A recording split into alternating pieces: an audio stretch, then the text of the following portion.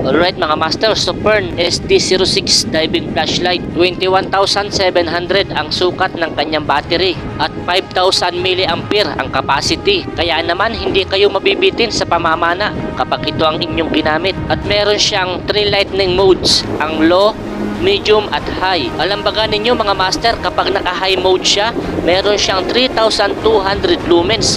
Grabe, ang lakas nun. At 1,100 lumens naman kapag naka-medium siya. At kapag naka-low naman siya, meron siyang 300 lumens.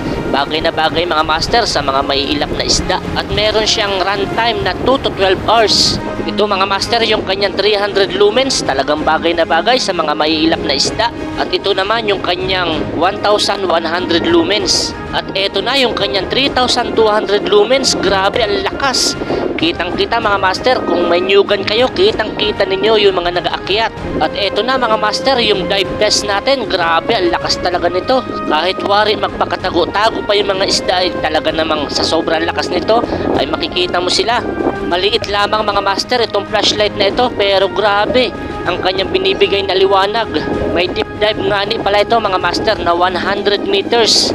At ilalagay ko na lamang mga master sa comment section yung link kung saan ninyo mabibili itong diving flashlight na ito.